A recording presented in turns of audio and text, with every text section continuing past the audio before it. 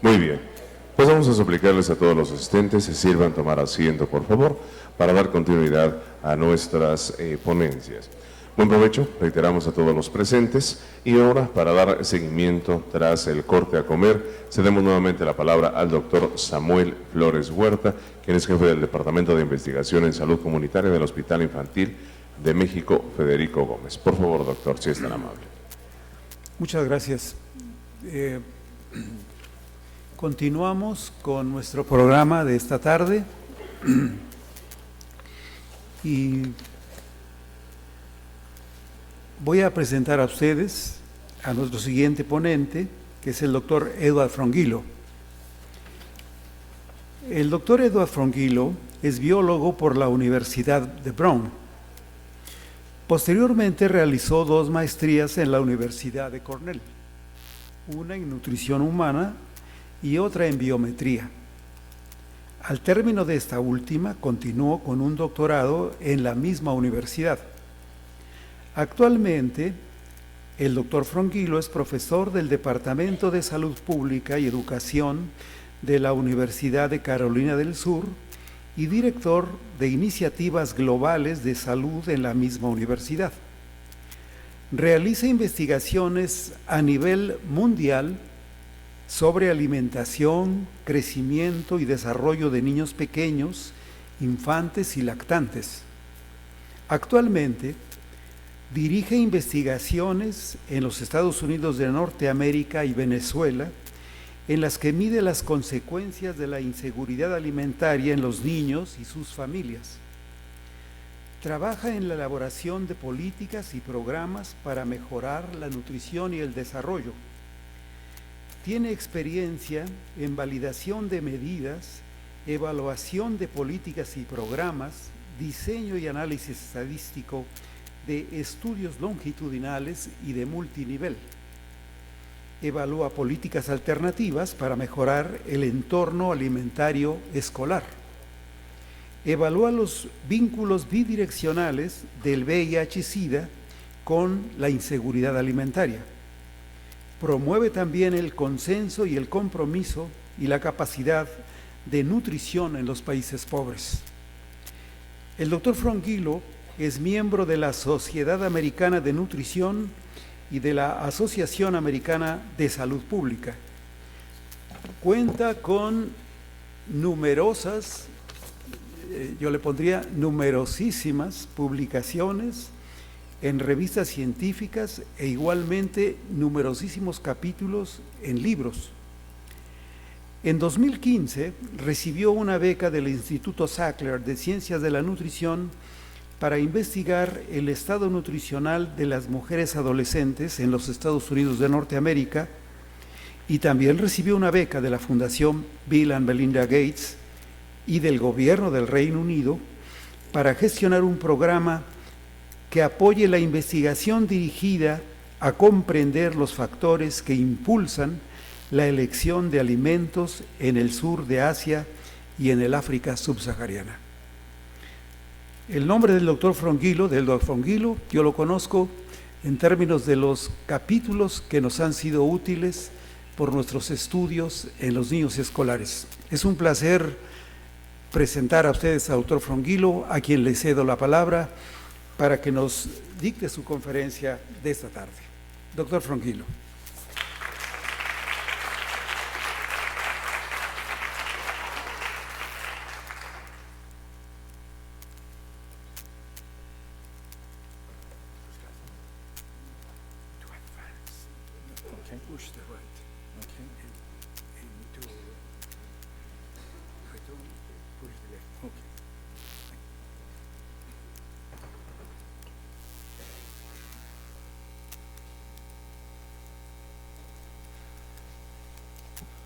Buenas tardes.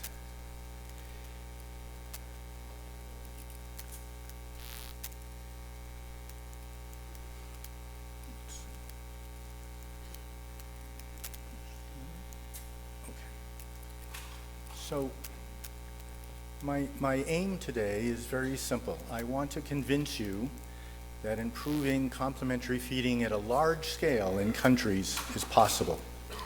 I'm going to talk a little bit about and just emphasize the importance of having foundational research done before the usual formative research is done when we try to design a program or an intervention.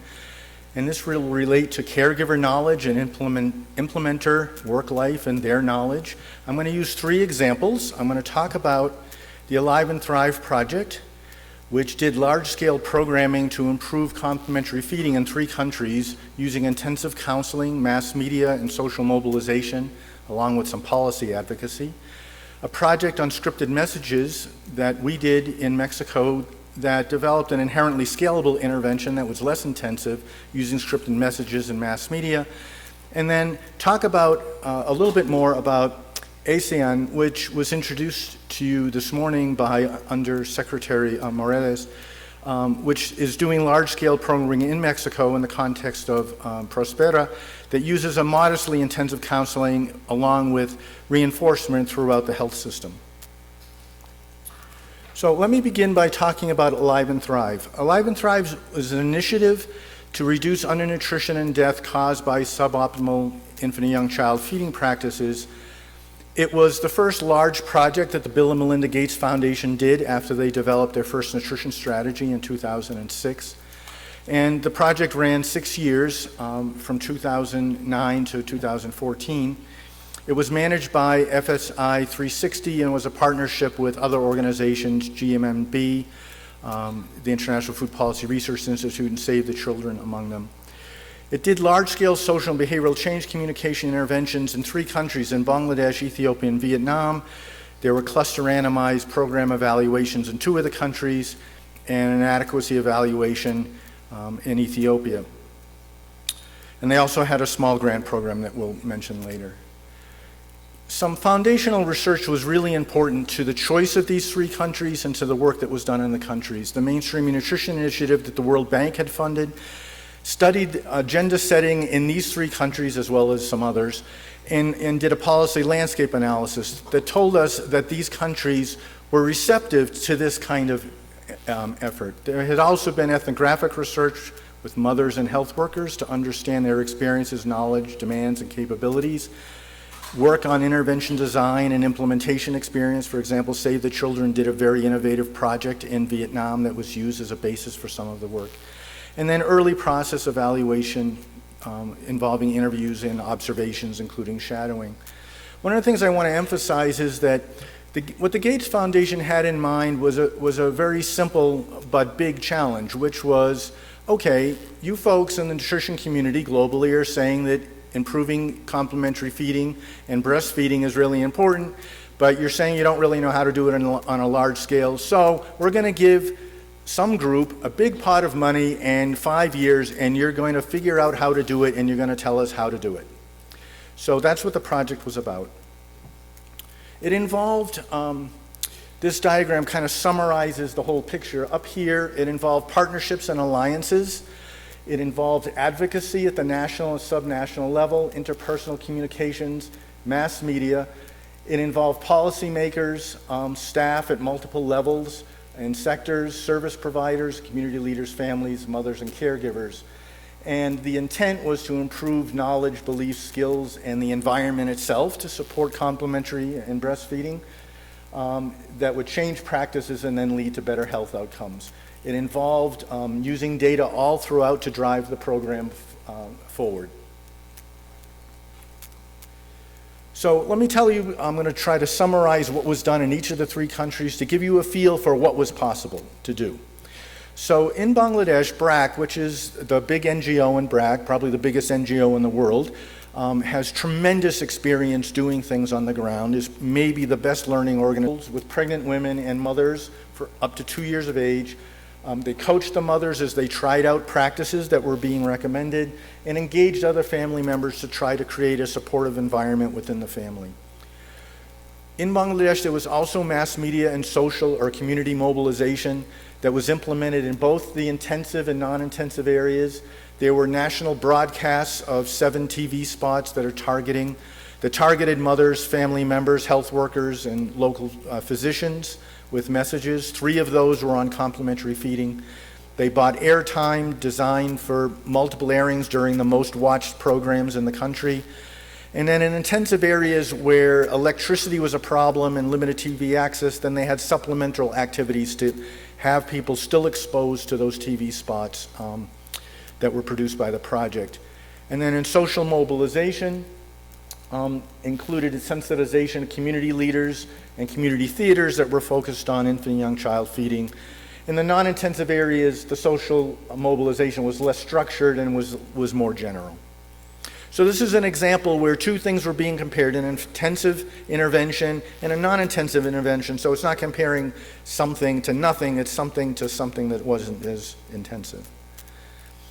The intervention coverage in Bangladesh, there were 3 platforms that were used. The intensive group received all 3 interventions. The non-intensive group received the standard interpersonal counseling and less intensive mass media and social mobilization. During the intervention period, Alive and Thrive facilitated the training of more than 75,000 frontline workers and health providers throughout the country. And the program model reached by mid-2014 about 1.7 million mothers and children under the age of 2 years in the 50 sub-districts in which they were working with the interpersonal counseling. And the mass media intervention was nationwide, so everyone in the country was exposed to that. In Vietnam, the interpersonal counseling was done in collaboration with Save the Children. And unlike Bangladesh, where BRAC was there and had a mechanism to provide the counseling, there was no such mechanism available in Vietnam. And so the decision was made to use social franchising, the idea of taking fast food restaurants where they pop up everywhere, even when you don't want them, and they get replicated everywhere. It's that same idea. Can you devise a small health facility that could provide the counseling and then replicate that throughout the area? So they established 781 social franchises in 15 of the 63 provinces, so about a fourth of the country, at the province, district, and commune levels. They use social franchising principles to deliver facility-based individual and group counseling under the brand name of what in English is the Little Sun. And all the facilities had to meet certain minimum requirements, and they had a dedicated standardized counseling room and trained staff and availability of materials. They delivered between 9 and 15 counseling contacts, this was what was intended, to each mother-child pair from the last trimester through the first 2 years of life, and 7 of those contacts had to do with complementary feeding. There were referrals through various mechanisms, social mobilization, promotional print materials, and TV advertising to generate demand. So built into Alive and Thrive was the idea of you can't just put services out there, but you have to generate demand so that people will use them. They use training and supervision, incentives to the health facilities, and monitoring tools to improve quality. The mass media was done using TV and digital media, internet and mobile phone applications. There were 4 TV spots. One of them was on iron-rich food consumption beginning at 6 months of age, and another one promoted the use of the franchise services, encouraging mothers to go for the counseling. And then in the intensive areas, it also included some out-of-home advertising through billboards and broadcasts on village loudspeakers. And the social mobilization operated by the village health workers, visited households of women with children to deliver invitation cards to them and to encourage them to attend the counseling services. So the coverage, the intensive group was exposed to all 3 interventions. The non-intensive group, like in Bangladesh, to standard interpersonal counseling and less intensive mass media and social mobilization.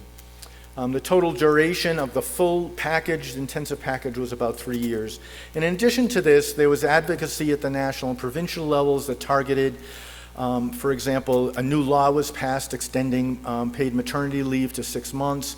There was a strengthening of the code of marketing of breast milk substitutes that included the complementary feeding period, and continued efforts on stunting reduction that was part of the national plan, and also some specific work to improve provincial planning, include IYCF and nutrition actions in the provincial health planning. In Ethiopia, The project in Ethiopia started a little bit later. It targeted as three main outcomes: sustained breastfeeding, improved minimum diet diversity, and minimum meal frequency. The intervention was 8 timed and targeted visits for interpersonal counseling with volunteers and health extension workers, men's and community conversations that were run by agricultural extension workers that are well known and regarded in Ethiopia, and there was also a complementary feeding radio campaign.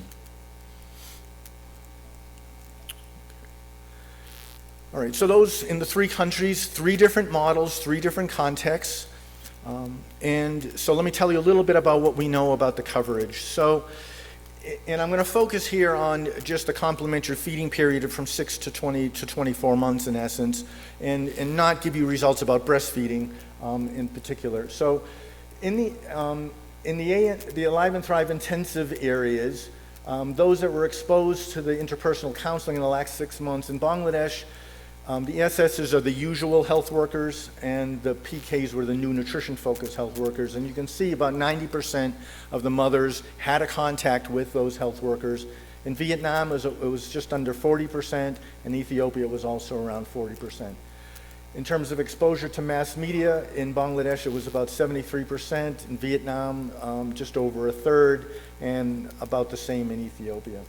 In the non-intensive areas, we expect the exposure to be less, so it was less here for interpersonal counseling, 15%, no exposure here. And for the mass media, it was close to the 73 that was in the intent by design, and the same was true for Vietnam where it was measurable. Okay, so mass media on both sides, but much stronger exposure to interpersonal counseling on the intensive side. So I want to summarize just 2 or 3 slides about results about what happened. There were very, very strong impacts in all 3 countries on breastfeeding, but I'm not going to show those. Okay, so in Vietnam, this is timely introduction of complementary feeding, and the solid lines are the intensive and the dotted lines are the non-intensive. So you can see at Vietnam, there was a slight drift upward over the time of the study, but no difference between the 2 groups. And there's a note here, the main problem in Vietnam was too early introduction, not introducing it late. So there was not much potential to benefit in terms of reducing the time. There was some benefit in reducing some of the early complementary feeding. In Bangladesh, again, you can see there was a little bit of a difference, a little bit stronger rise in the intensive group than the non-intensive group, but it's not significantly different. Ethiopia, again, over the period, there was a rise. In terms of minimal meal frequency, again, in Vietnam, it drifted up somewhat in both groups, but there was, in Vietnam, access to food was not much of a problem, and so the potential to benefit in terms of minimum meal frequency was not very great. In Bangladesh, you can see there was a substantial difference here, that the solid line went up much more than the dotted line. And in Ethiopia, over this period, there was also an increase. In terms of diet diversity, very much the same pattern we just saw for minimal meal frequency. Again, no real potential to benefit here that was differential between the 2 groups, but it did go up in both groups across the study, and a differential benefit in the intensive versus the non-intensive for Bangladesh. In Bangladesh, one of the things we know that in order to improve complementary feeding, families have to be able to have access to the foods. And this graph just shows that if you look at a gradient in socioeconomic status, of course this is Bangladesh. So in Bangladesh, all of these are families that have low socioeconomic status. But in relative terms, those that had higher SES were able to adopt the behavior more. I just wanted to mention that one of the findings that we have in Bangladesh, and this was talked about yesterday as well, the idea that feeding children is an integrated activity along with other things, and we've talked about the importance of child and cognitive development and other forms of development along with the feeding. In Bangladesh, we've been able to show that in the intensive compared to the non-intensive intervention, improved development by about 1 milestone for both language and motor development.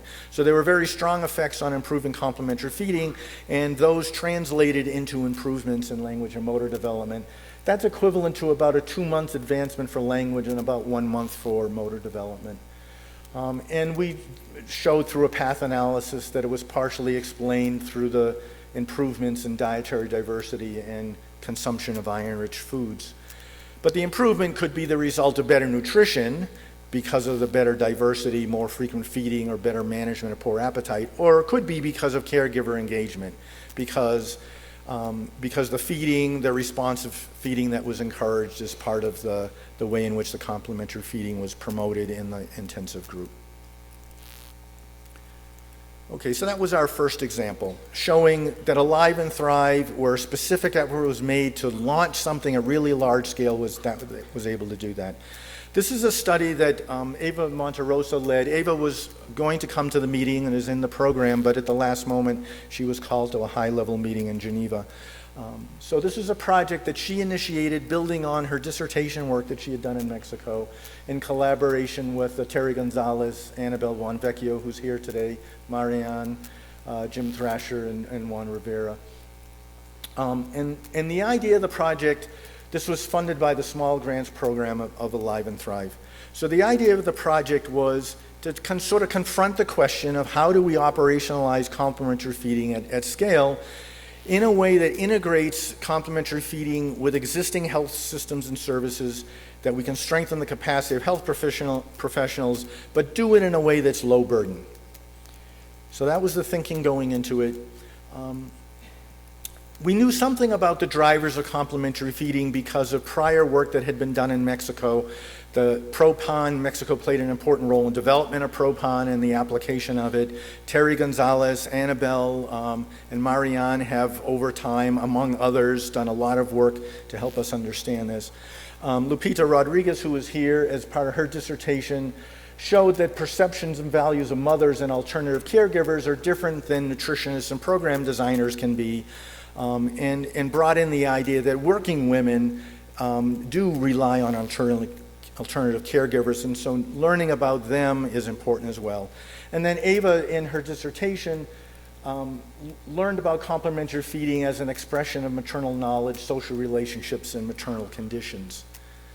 So in that work, she did in-depth interviews with women where they discussed their experiences with child feeding, and she contrasted that against not just asking women sort of why are they doing what they're doing or focusing on a nutrition problem, but just discuss what they do. Susan Johnson gave us a beautiful example of this yesterday, in also asking mothers, okay, so what are you doing and why are you doing it? You know, tell us about what you're doing. Ava did home observations to elicit things that wouldn't come out necessarily in the interviews, and then did a qualitative analysis of the data that yielded an EMIC, or a framework from the perspective of the mothers, and a summary of their behavior. And Gretel played an important role in guiding this work. So 8 concepts emerged from this. The idea of giving tastes, of preparing foods separately for the child, not necessarily just giving them adult foods, that mothers had ideas about how they knew children were ready to eat different foods. They understood about appropriate consistencies and variety of diets, that children had preferences, and it was reasonable to give children food that they would enjoy eating. Mothers talked about how lack of money influences decisions about foods to prepare, and the idea that foods have attributes about healthfulness that are important to understand. So this picture sort of emerged from all of that, and the idea is that if we're trying to improve complementary feeding, it's relying on the knowledge structures that mothers have, the knowledge framework that they have, but it's also dependent upon the foods that are available. It depends upon social reference, what are the norms and reference in communities, and from the knowledge about complementary foods were some ideas about what were the really core foods and secondary core foods and foods that were peripheral. So all of that then fed into the goal of, or how to address the goal of, how do you change cognitive domains, the way that mothers think about this to achieve the desired behavior by targeting their beliefs and attitudes, and by leveraging social reference to help motivate changes.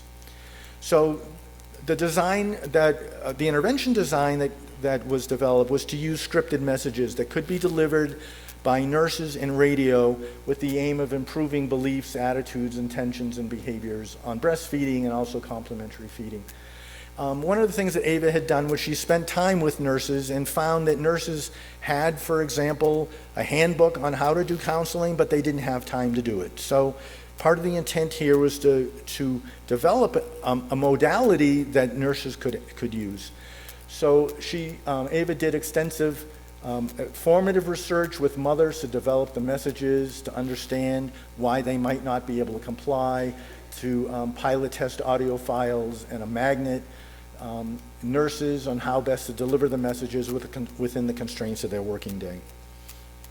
So the 5 scripted messages that were developed, the first one was about feeding a green vegetable every day. The second was about feeding often tastes of beef, chicken, or fish, so animal source foods, to prevent anemia and to mash those foods until 1 year and then give small pieces after that. The third was about if your baby rejects meat or vegetables, feed these again. And yesterday we saw some beautiful research summarized for us about how many tries it takes, and so it was addressing that issue. The fourth was about that broths, thin broths, are a problem in Mexico and many other places. So broths don't nourish your baby. Instead, feed foods that can be mashed or cut up. And then the last one was about continuing breastfeeding after 6 months to nourish your baby. 4 of those messages were summarized in this magnet, which was given to each mom, and they were put on the refrigerator so that anybody walking through the kitchen would see this. It turned out to be remarkably difficult to have manufactured magnets which stay together and not just fall apart in the refrigerator. So the intervention was delivered by nurses in one-time contacts. This was developed to coordinate with the National Vaccine Program. So they delivered the 5 scripted messages with the magnet as a reminder during this period of 2011. And then before and after that were radio spots. There were 3 different kinds of radio. When we started off, when we wrote the proposal originally, we thought we might use TV. It just wasn't feasible to do that. Radio was great. The radio people loved it. They were really cooperative and really happy to work with us. So there were radio spots in the end that were delivered, about 441 of those radio spots. There were interviews that Terry Gonzalez did, and she did a fabulous job. And then there were also some programs, the radio hosts got excited about this, and so they would produce their own little vignettes about it. Okay, the evaluation design was a quasi-experimental design with low-income communities that had a potential to benefit. Because of the mass media, we needed to separate the communities, so the intervention side was in Morelos and the control was in Puebla. The nurse component in terms of coverage was delivered to 90% of the participants that we intended, and the radio component was reported by mothers as being heard by about 1/3 of them. That was probably an underestimate of the number that heard them, but that's what they reported. And just briefly, to just show that in terms of improving beliefs across these 6, including breastfeeding, these 6 behaviors, there was improvement in beliefs, in most attitudes, most in intention, and all but one of the measured feeding frequencies. So we have evidence from this that the intervention worked. So this is a less intensive, certainly compared to the Alive and Thrive that I described before, a less intensive nutrition promotion approach. It used one-time, one-on-one contacts with nurses. It used the existing delivery system. It wasn't intensive. It was delivered at all points of contact. It didn't involve lessons, and it didn't have multiple components like some interventions have done with recipe trials and growth monitoring, and it wasn't counseling. So the nurses were not finding out from mothers what was going on with the mother and child and trying to give tailored responses. They were simply reciting for the moms the messages that were scripted. So in terms of scaling up, the idea here was, well, this is something that's relatively low burden and could be incorporated into ongoing program at scale through yearly or bi-yearly campaigns at well baby services, bundling with vaccine services. But it does involve nurse training, and so there's issues about that, and rotations and attrition. And one of the other things that emerged as being important, not surprisingly, is the importance of partnering with physicians and others in the health system, because after all, you're out working in their communities, and they feel responsible for their communities, and so it's important that they are on board. Okay, so that was our second example. So as I said before, this morning the Undersecretary gave us an introduction to SAN, and Annabelle was kind enough to, and Wendy, to give me some slides that I could share with you, because this is important as a third example. So it's a national strategy to strengthen the health and nutrition component of the beneficiaries in the Prospera program to address nutritional transition in Mexico, improve the health and nutrition beneficiaries. So it's being done with an eye towards a number of health objectives, but it includes complementary feeding and includes the idea of thinking about complementary feeding both from an undernutrition and overnutrition perspective. So the notion is to use strategies for which we have some evidence of efficacy and effectiveness, to focus on the 1,000 days, to address undernutrition and obesity, to use evidence, to use a systematic process and systems thinking. It includes components in the health units and behavior change, communication and training, and also a supplement, a micronutrient powder supplement. And the objectives, the Undersecretary told us this morning that the health objectives were in terms of anemia and micronutrient deficiencies, overweight and obesity, stunting, and averting chronic disease in the future. The process of development, the work that's been done in Oportunidades and now Prospera has started back in 2008, and so the various steps are outlined here, and the national implementation happened in 2013, 2014. And we don't have time to go through all of that, but I'll just want to emphasize a couple of things. The formative research was done with mothers, community, female community leaders, fathers, to learn about feeding practices, perceptions, motivations, beliefs, practices, about complementary feeding, but also other behaviors that are related in terms of hand washing and oral rehydration solutions, barriers and opportunities for adopting the guidelines, about social reference traditions and norms, communication channels, talked with health workers about practices related to growth, promotion and counseling, again, barriers and opportunities, understanding health workers' organization, what their tasks and training are, and communication channels. A mapping of actors was done, and this turns out, as you'll see, is important because in order to make this work, the idea emerged of trying to divide the workload across the different types of actors. So physicians, doctors are seen as credible sources of information, but they have, they have a heavy burden, high rotation, time and communication barriers. The nurses have more permanent presence, they're closer to beneficiaries. So but they also have time constraints. Health promotion and auxiliaries are recognized by mothers, have good communication skills. They also have time constraints. Then there's community volunteers in the same communities, some social recognition, and then there's beneficiaries who have some co-responsibilities, knowledge and time constraints. So all of these things were looked at in a systematic way. The topics that were chosen for the behavioral change communication that's relevant to our discussion is here: complementary feeding practices, assessment, use of micronutrient powders, healthy eating, physical activity, assessment, and use of the powders. But then there were also, in the pregnancy and earlier period, a focus on breastfeeding and a focus on eating healthy, appropriate weight gain, and breastfeeding promotion and anemia prevention.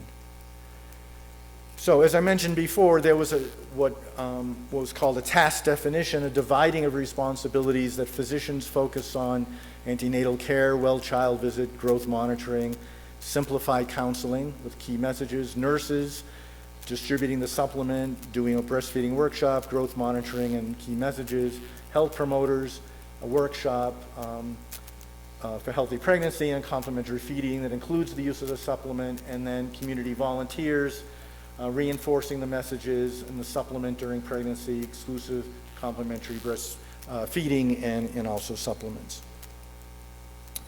Well, maybe I won't go through all the details, but there's supportive materials that have been developed to make it possible for these folks to do their jobs: flip charts, manuals, supplements, and for the volunteers, materials that will help them do the roles that they're responsible for. This involved, in order to do this nationwide, not surprisingly, involved a tremendous amount of training. So over 1,000 trainers. That involved blended training that was face-to-face, but also a 5-week online course. More than 90,000 physicians, nurses, and health promoters were trained, again using a blended training model, face-to-face and an offline course. And then level 3, more than 100,000 community volunteers. So this is clearly being done at a national scale with a tremendous effort within the Prospera program. Okay. So we've heard 3 examples of 3 different ways of trying to approach the challenge of implementing improvements in complementary feeding at large scale. And I want to just summarize a few points. First of all, is the importance of having foundational research before even trying to design the program. And that's learning about the knowledge framework of mothers and other caregivers in situations like where there are working mothers, where there are alternative caregivers. That's important for any behavior change, we would argue, but it's particularly important, particularly crucial for creating culturally relevant and effective large-scale programs, because the cost of not getting it right is really huge.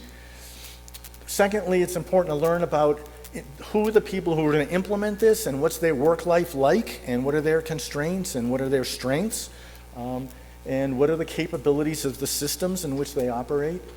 This methodology is feasible within the typical time and budget and time constraints of program development. It's just a step that sometimes, very often isn't done, but it involves in-depth interviews with mothers, other caregivers, and implementers to discuss their experience with and knowledge of child feeding, observations, because some things can't be learned unless you see it yourself, and qualitative analysis to yield a framework that reflects the views and the understandings and knowledge of the people that you've interviewed. Gretel, in her talk, with a much higher level of expertise than I have, will tell us more about how all that can happen. And then, after having that foundational knowledge, then you can focus on formative research that tries to develop what the programmatic element should be, using group discussions and other means to develop the strategies, develop the messages, and to identify challenges to effective program delivery so you can counter those. Also, I think we see from this the importance of, from the beginning, using a public health strategy. By focusing on population change, the idea of shifting the population to better feeding practices, the notion that if we can move everybody even a little bit, we're going to have a major impact in the population. That it's important to think that way also because of the need to establish or modify social reference or norms, and to do so in ways that recognize and incorporate the knowledge of mothers, caregivers, and implementers. It's important to choose intervention components that are truly feasible and implementable at a large scale within existing systems, or systems that can be realistically modified. We have way too many examples of trying to do things that put burden on systems that they can't sustain. So it's important to make good choices about that. And we saw 3 examples about counseling. We saw with Alive and Thrive in Bangladesh, Ethiopia, and Vietnam of an intensive counseling model. We saw a somewhat less intensive model in ASEAN, and in the study that Eva Monterosa led, using scripted messages rather than counseling. So those are some alternatives and others that we would have to decide. I think that we now have, well, certainly health communications experts will tell us, of course, we already know this, but we've learned even in nutrition that mass media is crucial in helping to shape the way that people view these things, to reinforce on the part of other people besides moms, so moms are not trying to do this all on their own.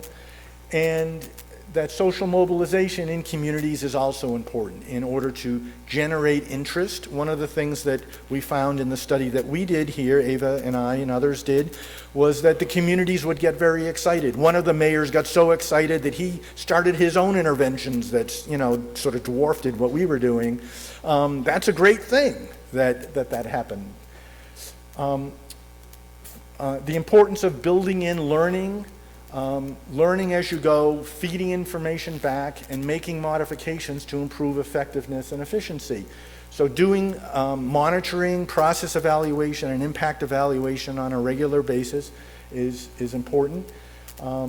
In SEN, for example, that the program has now been implemented nationwide within Prospera. There's a potential that could be a model for going nationally, but there's probably a need to first find out how well it's working and feed that information back so that it can be improved before expansion occurs.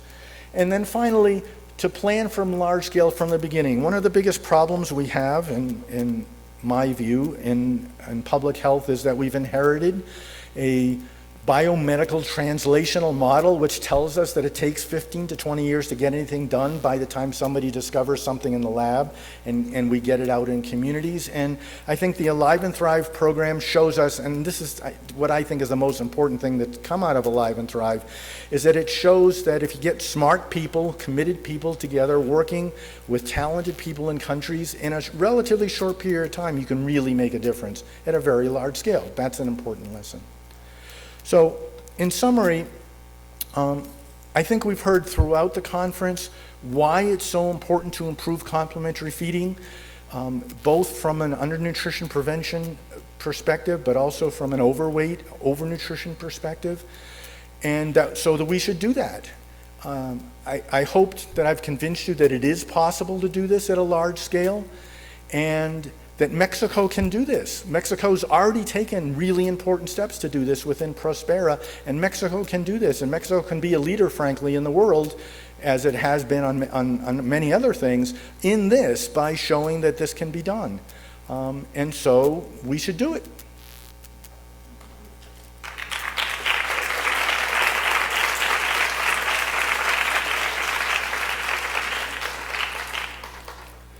Let me just make one other point that I meant to make before I close, which is there's another lesson here, which is that we have to include specific interventions about complementary feeding. Because if we just do general health improvement, it's not going to improve complementary feeding. I think we heard all throughout the conference reasons why that would be the case. And so, yes, we can go and do this, but we have to include interventions specifically around how do we improve these behaviors. So.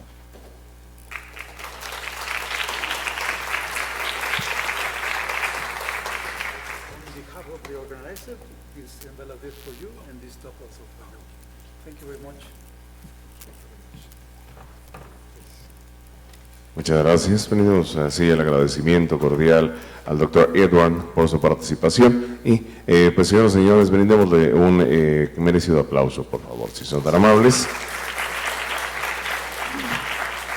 De inmediato damos continuidad a nuestras ponencias. Doctor Samuel, por favor.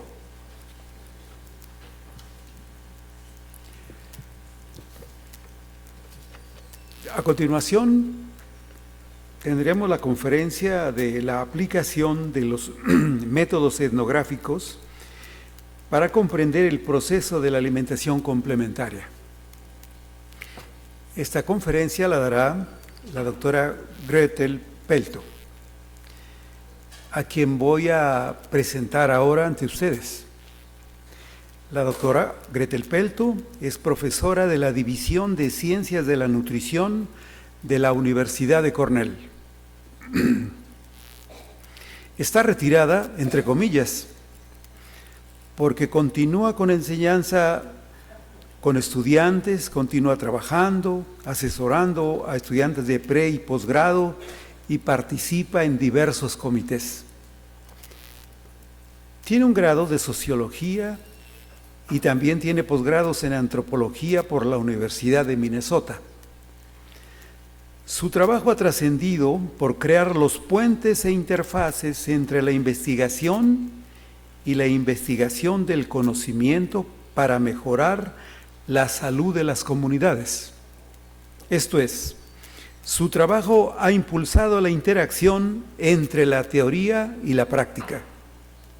Ha desarrollado el campo de la nutrición antropológica como espacio académico y de investigación.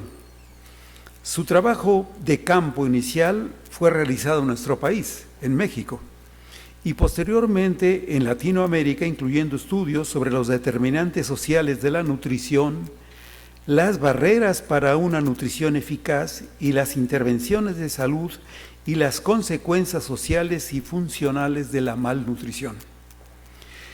Dirigió el programa de investigación conductual sobre la salud infantil en la Organización Mundial de la Salud, programa que le proporcionó casi una década de experiencia en el manejo de programas en varios países de ingresos medios y bajos.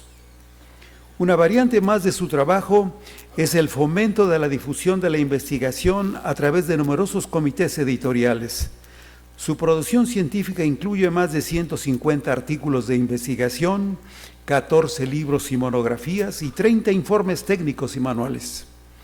Es editora fundadora de las publicaciones Medical Anthropology, Reviews in Anthropology, y es miembro de la Sociedad Americana de Nutrición y de la Sociedad de Antropología Aplicada. Entre sus honores se encuentra el doctorado honoris causa de la Universidad de Helsinki y en 2007 el prestigioso premio Malinowski que la Sociedad de Antropología Aplicada otorga a un destacado científico social en reconocimiento a sus esfuerzos por comprender y servir a las necesidades de las sociedades que han perseguido activamente el objetivo de resolver problemas utilizando los conceptos y herramientas de las ciencias sociales. Actualmente participa en programas e investigaciones en el campo de la nutrición internacional. Se enfoca a la alimentación de los niños y a la nutrición de las madres. Ha construido herramientas y protocolos basados en la etnografía para el estudio de la alimentación infantil, el comportamiento desde las perspectivas de las mujeres y las familias y la operación de intervenciones nutricionales. La doctora Gretel Pelto está con nosotros. Le pido que tome el micrófono y nos dé su conferencia.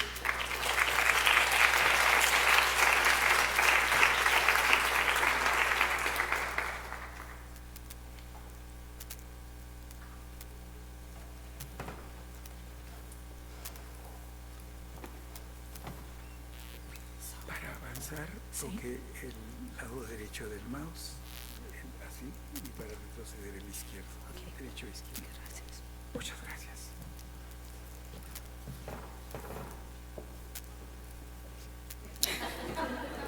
It's always a problem. And as the years have reduced those few inches that I had earlier to something under 5 feet, it's even more of a problem. Excuse me. We have a step here. Ah, wonderful. Sorry? If you want. Good. Gracias. Gracias muchísimas. First of all, thank you to the organizers for designing this marvelous event, this wonderful collection of papers and discussions. My apologies, I missed yesterday, and you can probably hear why. I have a significant laryngitis, And I have here my cough syrup in case it gets totally out of hand. So I apologize ahead of time for the roughness in my, in my throat, but I'm assuming that it will be okay. Today, in this next little while, I want to talk with you about applying focused ethnographic methods to understand complementary feeding. I do have a specific example, a case study I want to share with you, but before we get to the case study, I'd like to give some more general comments. Okay, first challenge. Exactamente dónde es? No entiendo. Left. No. Okay.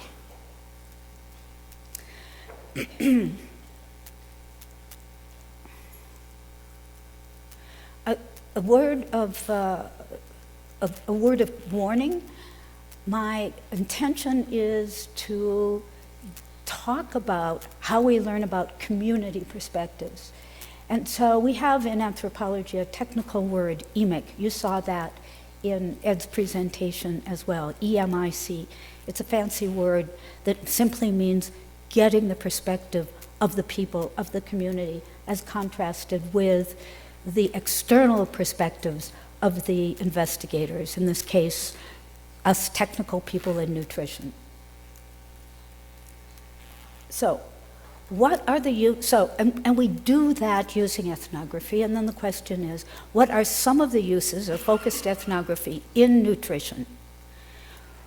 We need information for planning interventions that are appropriate for local conditions, identifying potential bottlenecks that would affect the success of interventions, for designing and developing communication strategies and the content for BCC, and deciding whether a proposed intervention is likely to be feasible in a given environment. There are some other uses as well of focused ethnography that I'm not going to discuss. I want to make a distinction between focused ethnography as a methodological strategy and focused ethnographic studies, which are a very specific approach to focused ethnography. There are three main features of focused ethnographic studies. First of all, they are designed to address a specific set of predefined questions. They are grounded in a strong theoretical framework, and they attempt to preserve the strengths of ethnographic techniques for data collection and analysis. I'll give you a brief history of the FES concept. It was developed about 25 years, it started to be developed about 25 years ago at WHO, where a group of us designed focused ethnographic study manuals to be used in, it turned out in the end, something like 64 countries to look at local issues around ARI and diarrheal disease. Then it was taken up by the IUNS, the International Union of Nutritional Sciences, to develop an FES for vitamin A in the food system. And in this one, the focus was not on so much on individual families and households, but sources of vitamin A in the community and how those sources related to behaviors of households. Then, beginning about 7 years ago, with the Global Alliance for Improved Nutrition, we had the opportunity to develop an FES for infant and young child feeding. And now that's being extended to other groups, particularly within GAIN to adolescent and women's nutrition. There are other examples of similar approaches or related approaches, which I'm sure some of you know about, rapid assessment procedures, or RAP as it is sometimes called, the trials of improved practices, TIPS, rural rapid appraisal, and participatory action research. So FES is by no means unique, it's just a particular, what was that? Oh, okay, oops. All right. Now, I want to talk about the fact for a moment that the FES, this particular approach or this particular tool, is grounded in a theoretical framework, and I can't stress enough how important that is to have a theoretical grounding. In contrast to the other marvelous designs or frameworks that you saw earlier, the cultural ecological framework that's up on the screen now is at the household and community level. It's a theoretical framework to help us decide what to look at when we want to look at the determinants of diet at the most basic level. And we've identified and used this framework. Actually, it also works for infectious disease too, but we won't talk about that. So it consists of 5 basic elements, or 5 basic dimensions: the physical environment, technology, culture, social organization, and the social environment. The main sectors of determinants of diet are these 5, arguably. And just to give very brief definitions, when we talk about the physical environment, we include characteristics such as climate, water resources, soil characteristics, transportation, networks, and other features that establish the conditions for food production, access, and availability. Under technology, we look at the range of tools, techniques, and equipment involved in production, distribution, preparation, and consumption of food, including storage and refrigeration, quality of water available to households, fuel and stoves, the ease or difficulty of preparing heated foods, ease or difficulty of maintaining a sanitary environment. This is simply to identify the kinds of features or characteristics that we need to look at when and if we need a holistic view of the situation. Culture in this model refers to all the ideas, knowledge, beliefs, values, perceptions that relate to and affect food acquisition, preparation, and consumption. And by the social environment, we mean the various types of markets, stores, street vendors, and restaurants that offer foods and food supplies for purchase, as well as the sources of information from mass media. Household organization covers a large range of determinants, including economic conditions at the household level, income, expenditures, living conditions, socio-demographic features of households, household organization, income earners, allocation of child care responsibilities in relation to time allocation and other activities.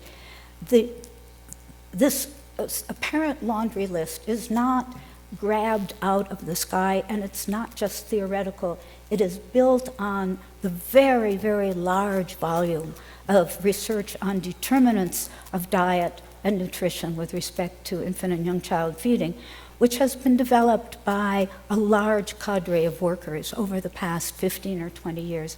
And I think very often that fact that there is this enormous body of knowledge, a lot of it quantitative, a lot of it qualitative, that help us to identify the determinants of nutrition, of IYC nutrition. Okay, the FES for infant and young child feeding is a mixed method tool for nutrition interventions. It was developed under the auspices of the Global Alliance for Improved Nutrition. It is organized into protocols, which contain sets of data collection modules that can be used flexibly depending on project needs. And it is in the public domain and available for use by anyone, although getting access to it on the web is not easy. And if any of you are interested in obtaining it, the easiest way is to send me an email, gp32@cornell.edu, because until we work out how this is going to be available routinely and reliably on the web, that would be the best way.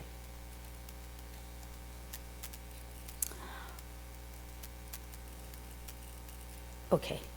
The last point I want to make is that linking FES data collection to the theoretical model, the FES data collection is organized into specific research protocols that are intended to give a snapshot of household behavior as well as local marketing features as they relate to infant and young child feeding.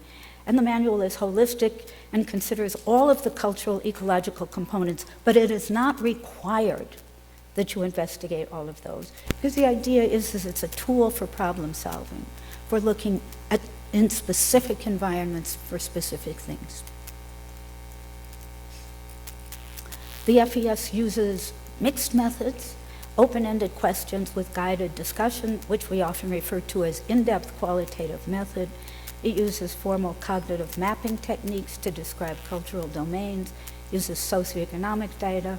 It uses 24-hour food recall, 7-day household food record with guided discussion, and open-ended questions on food preparation, storage, feeding behaviors, etc.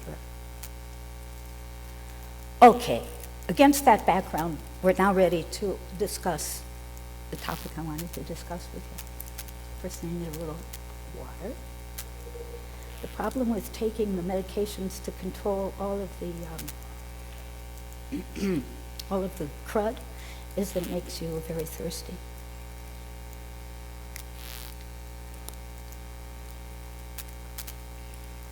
The example I want to give you is from Ghana, and it's specifically I want to talk about a very interesting problem or issue, which is the matter of cultural consensus or agreement and intracultural diversity.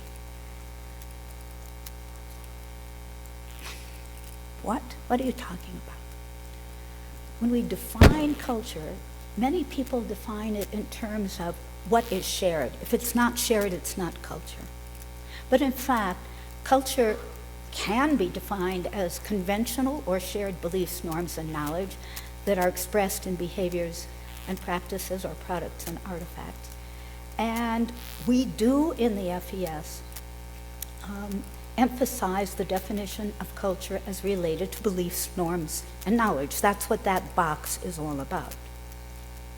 However, there's been, and let me add, there's long-standing recognition in nutrition of the importance of designing interventions, developing interventions that are culturally appropriate. The time has long since passed when I have to persuade you that culturally appropriate is important for nutrition interventions. But then we say, appropriate for whom? Except for some concerns about ethnic subgroups in a population, there's been really relatively little attention in nutrition to intracultural or intragroup differences in beliefs and knowledge in the target population for nutrition interventions. And what I want to explore in the next few minutes is, does it matter? It's an empirical question. It's not a question on which one should take a priori a definitive stand. A very recent study in Ghana gave us an opportunity to look at that. The FES study was part of a larger implementation research effort to plan new interventions aimed at improving nutrition, including complementary feeding. And the purpose of this particular study was to examine appropriateness of proposed interventions. There was already a plan, and the question was, does this plan make sense? And the second was, if it makes sense, research to inform intervention development, or real informative research in the classic sense. The study took place in Ghana, in Brong Ahafo, in two communities, one urban or peri-urban and one rural. The study design, as I said, the two locations, and following the FES methodology, data collection was conducted in two phases.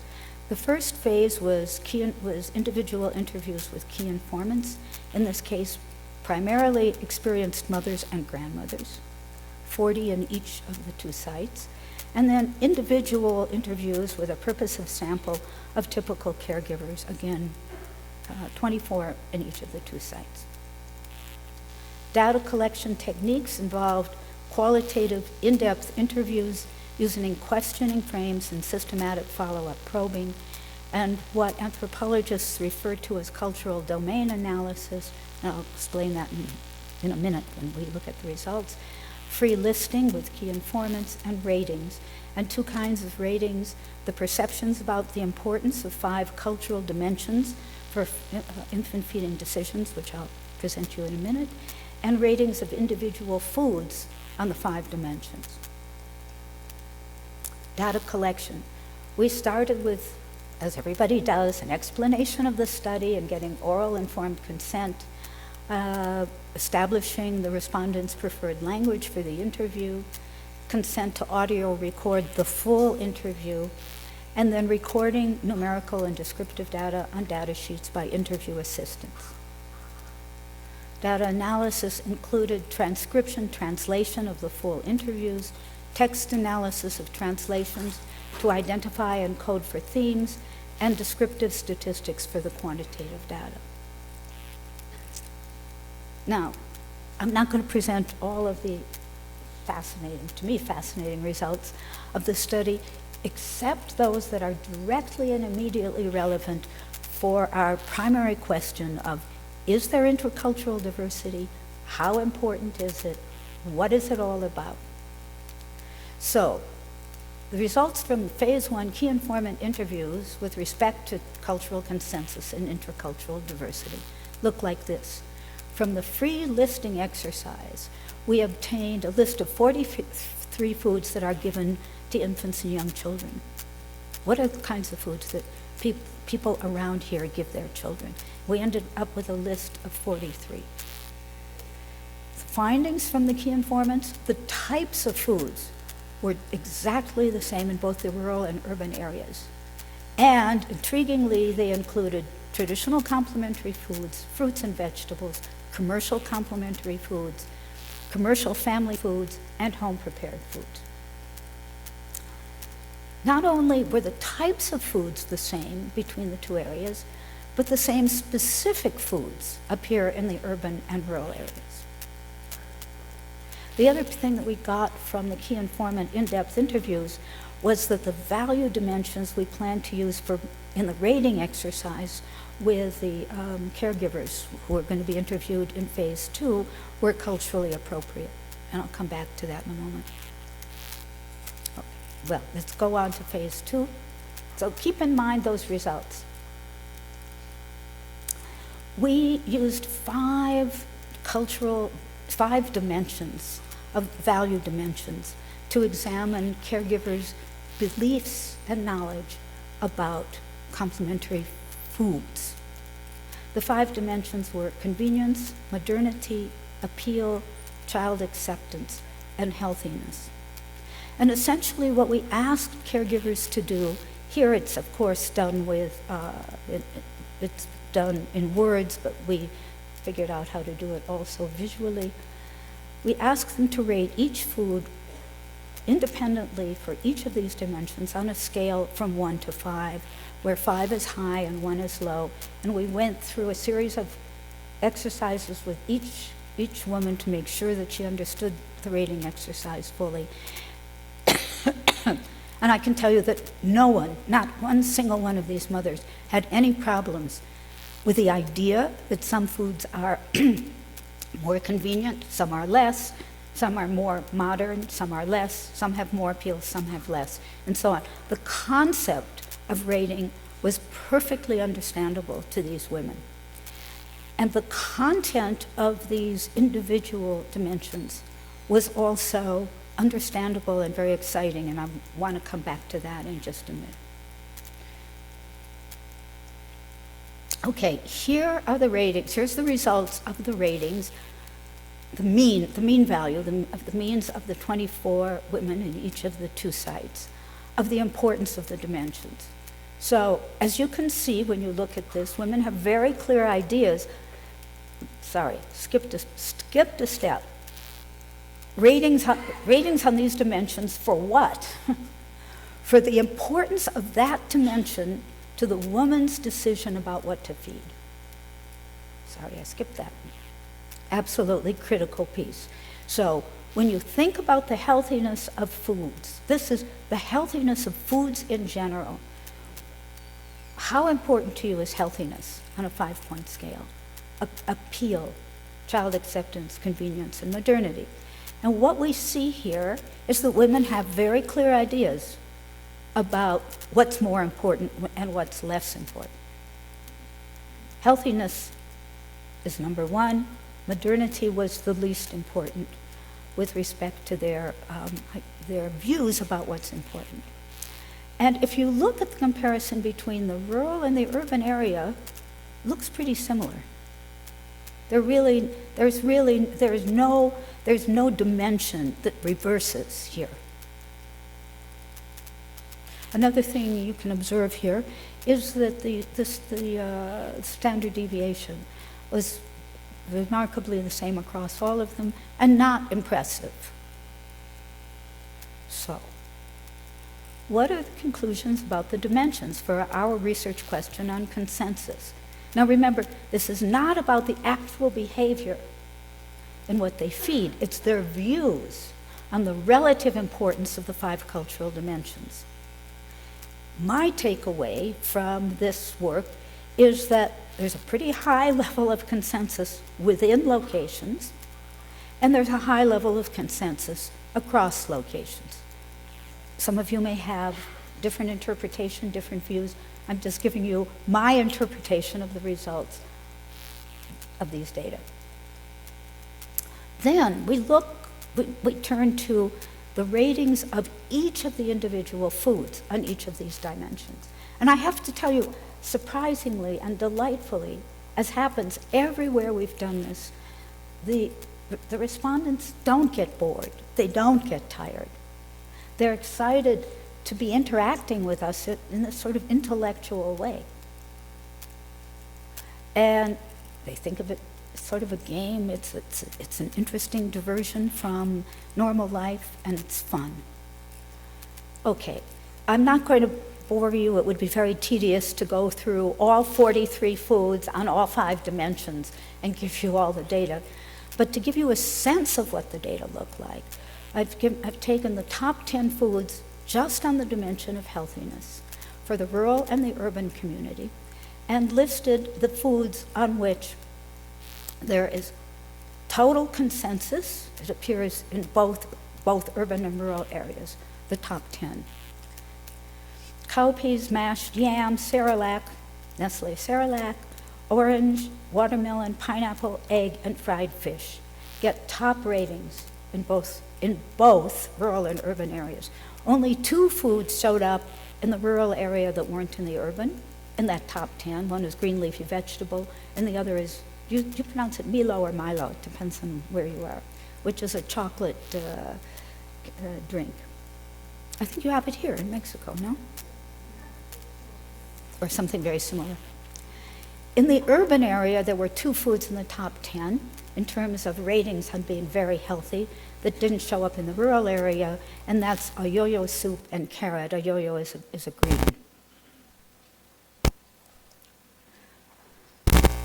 Okay, conclusions from the ratings of the individual foods on the 5 dimensions. My conclusion is there's generally high level of consensus about individual foods between rural and urban communities.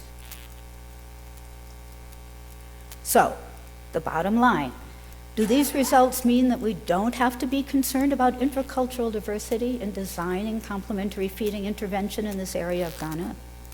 Can we have one set of messages that will serve perfectly well across both places, and probably more broadly?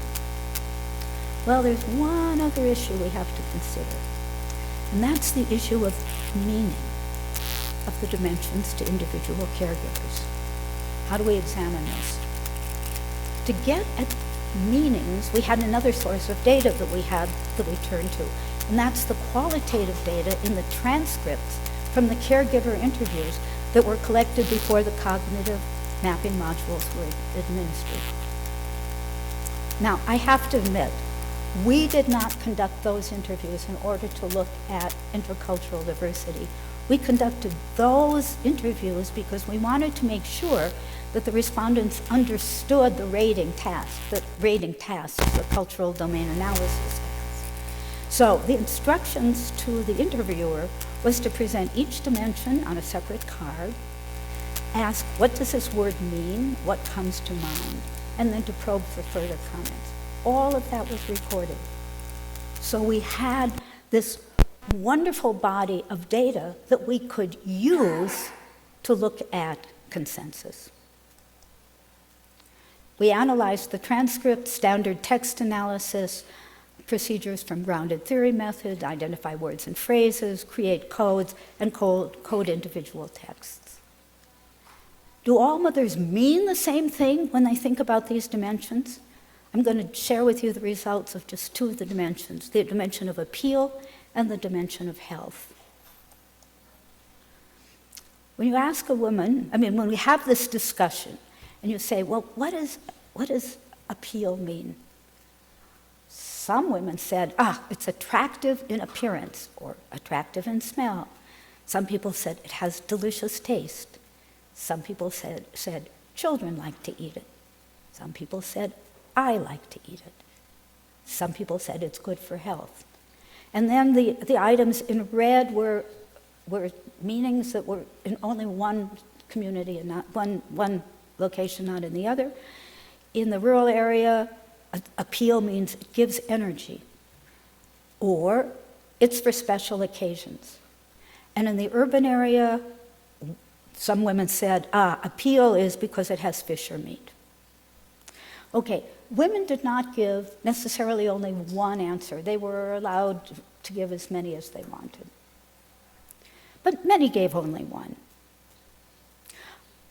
I've bolded the two items, children like to eat it, and I like to eat it, because I want to discuss the meaning of that. I'll come back to that question in a minute. Here's what women said in relation to healthiness. Good for child's growth. Food is healthy because it makes the child grow strong, gives the body blood, it's high in nutrients, and those are direct translations. Those were not our imposition of etic nutritional words, those words translated out of Twi as nutrients. It prevents or cures illness. It's cooked or prepared well, it's covered, and then in the rural area, it's cooked or prepared well, it's covered and protected from flies, doesn't have too much salt or pepper, it makes the child intelligent. These are all the characteristics that make a food healthy. And in the urban area, the same list, but then gives energy, can or should be eaten every day, and satisfies hunger. So, here's, as we say in my culture, the $64,000 question. What can we conclude about cultural consensus and intercultural diversity from these results? A common reaction would be, it's just semantics. If you look in the dictionary, the New Oxford American Dictionary says, semantics is the branch of linguistics and logic concerned with meaning. What do we strive for in nutrition interventions, including in behavior change communication components? We strive to obtain meaningful messages and statements for the people we want to communicate with, and to help us design visual and verbal presentations that address the implicit meanings of the recipients. So, what are the implications of the intra-group variations in meanings and Brong Ahafo for complementary feeding interventions? Now, the first point I think is very important, which is that none of the differences among caregivers in these communities with respect to foods they are already using to feed their children involve incompatible ideas. This really contrasts with the way in which some messages, for example, on eating during pregnancy, emerge in Bangladesh, where there are women who say healthy eating in pregnancy means not eating too much, not letting the baby get too big. I'm frightened of delivering a large baby.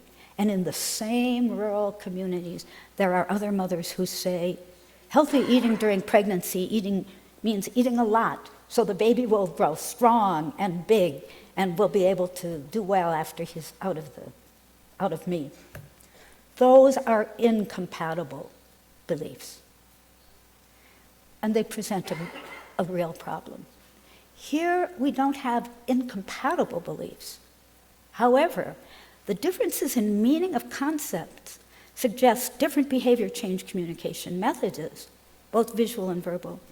For example, consider the difference in the interpretation of the meaning of appeal for promoting a new food. Appeal is, say some women, I like to eat it. And say some other women, children like to eat it. Imagine if that was a character trait that was being described. Which of these women would you like to have for your mother? Think about the implications for designing a visual, a TV spot, or simply a drawing. Well, let's go back for a moment, if I can. I like to eat it. I like to eat it. You picture a mother in front of this new food, eating it up and smiling, and you're appealing to her meaning of appeal. In contrast to a picture of a woman standing over her child who is eating it and saying something like, look, he likes to eat it. Those are very different messages. Does it matter? It's an empirical question. I don't know if it matters or not, but we jolly well need to know whether it matters if we want to have the most impact in our messages. Here's some other examples from the healthiness ratings. Healthiness means it makes the child healthy versus it makes the child intelligent. Intelligent and health are not exactly the same thing. Or, as we saw in the rural area, this food is safe and well prepared. Whereas in the urban area, mothers say, it can be eaten every day. It satisfies hunger. I am not going to pass judgment on whether those meanings are different enough to matter.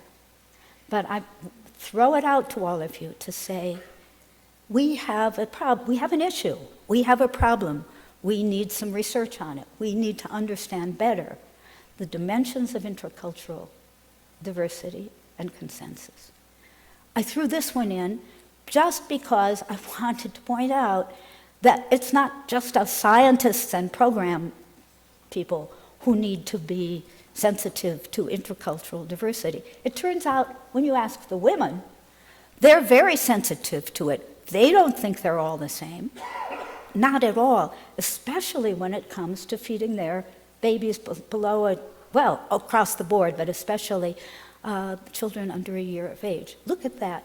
72% of the women in the urban area said, I don't feed my baby the way some people do.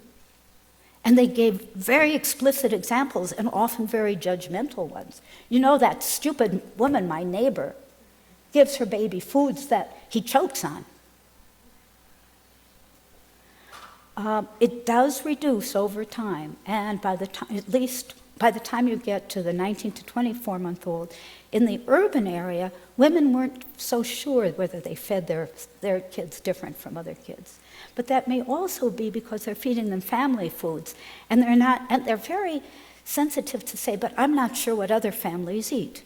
So I'm reluctant to say whether it's the same or different. So let us be mindful of the fact of intercultural diversity is not just an academic issue. It's not just a program planner's issue. It's also a cultural issue, and it's important in the communities we're trying to serve. So I have just a last set of concluding comments. In the Ghanaian context, there is clear evidence about consensus about the basic concepts that are represented by those dimensions we looked at. And therefore, we can appeal to those basic concepts in developing our materials. However, the meaning of the concepts and their interpretations, what they connote, are not the same for everyone we want to reach in a complementary feeding intervention.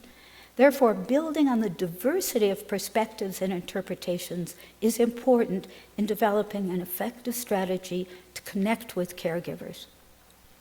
There are a lot more questions one can raise here. For example, if we want to reach the the poorest of the poor, if we want to reach the people who need it most, do we need to be more sensitive than we are to the people who are doing reasonably well? Is intercultural diversity in relation to that dimension of variation important? I'm raising these here today with you as questions, not as definitive statements.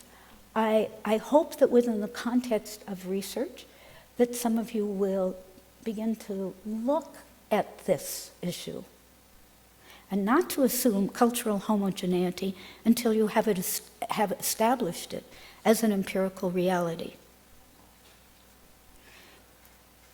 It's not a question of being quantitative in order to arrive at some scientific conclusions. It's a matter of being smart. I want to thank my colleagues and collaborators in Ghana and at PATH. I'm basically presenting their work. Although I have to confess, they're struggling a little bit with, well, what are we going to do about this intercultural diversity business you've revealed? Thank you.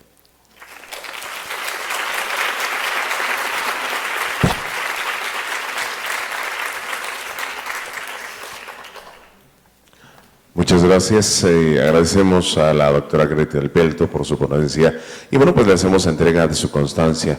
Thank you, doctor, for your conference. Please receive this present for you. Así, señoras y señores, vamos a darles un aplauso cordial a todos nuestros ponentes del bloque, a la doctora Adair, al doctor Fondo, a la doctora Pelto, para que nos acompañen en el estrado, con la finalidad de dar paso a la sesión de preguntas y a la discusión. Así es que tras recibir su reconocimiento y un presente que con mucho cariño le damos a nombre de este gran evento, a nombre de todo el personal que aquí hace una gran labor para traer este gran evento a ustedes, queremos invitar al escenario a la doctora Adair, al doctor Fondo y a la doctora Pelto para que nos acompañen en el escenario y demos inicio a la sesión de preguntas y al panel de discusión. Pero todo estuvo muy bien y este estuvo magnífico.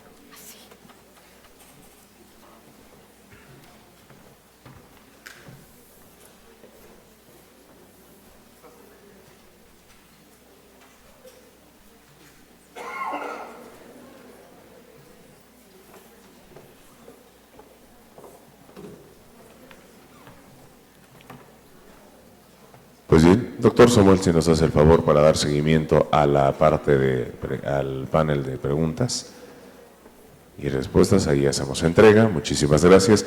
Si alguien más tiene alguna pregunta hasta este momento, lo suplicamos levante su mano con su papeleta para que podamos pues conducirla hacia nuestro moderador y dar seguimiento con el panel.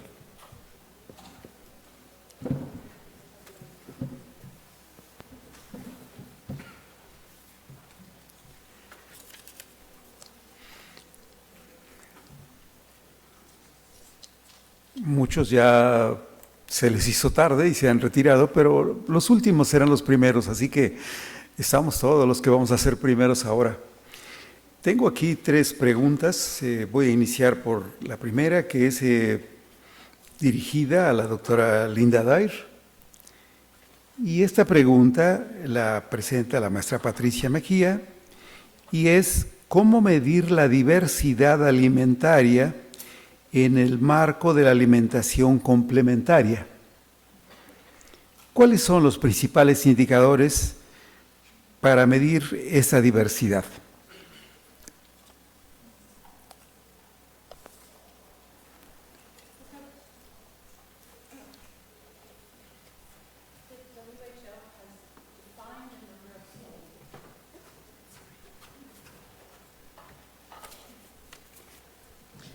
So for dietary diversity during the complementary feeding period, there is a definition of 7 food groups. I can't remember them off the top of my head, maybe someone else knows them, but the idea is for minimum diet diversity that a child consumes an item from each of those 7 categories, and they should have at least 4 in order to meet the requirement for minimum diet diversity. And so these would include things like, grains, nuts and seeds, animal or flesh foods, etc. So from those 7 food groups, having at least 4 means you meet that requirement. And then there are age-specific recommendations on feeding frequency. So for the breastfed infant between 6 and 12 months, for example, the recommendation is that they need to be fed complementary foods at least twice a day, and then in a slightly older age, 3 times a day. So these are very nicely laid out in the WHO documents, and then when people are doing the kinds of studies that I mentioned, they can evaluate by administering food frequency questionnaires or dietary recalls within the household whether the child is meeting those requirements or not. Muchas gracias, le agradecemos mucho. Tengo aquí otra pregunta de la misma maestra Patricia Mejía, dirigida ahora al doctor Eduard Frongilo. Y la pregunta es, de acuerdo a su experiencia, ¿cuáles considera que son las creencias y prácticas más difíciles de corregir?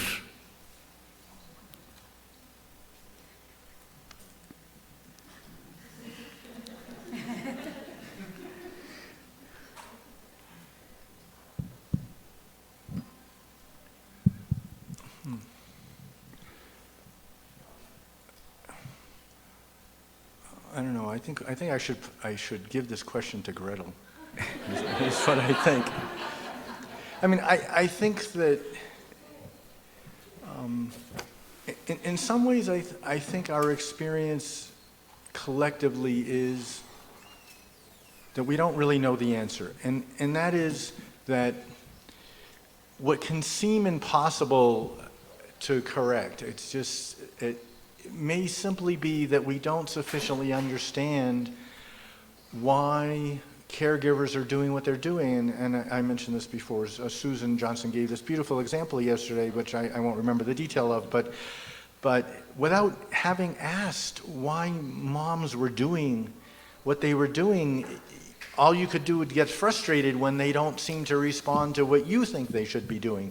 So the starting point has to be, as I think Gretel showed us so nicely, understanding where the caregivers are coming from, and then give it our best attempt to communicate back to them what are alternatives. I think in the work that we did here in Mexico that Eva led, it would have been very easy, for example, to, if you like, get into a fight with mothers about broths, right?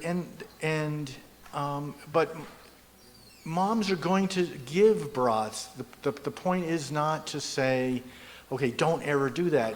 It's more to help steer them towards what we think are better practices coming from the place where they're starting.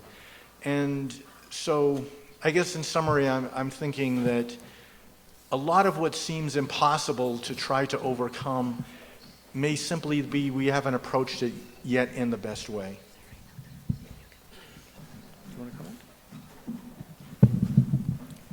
First of all, Annabelle, are you here? Okay.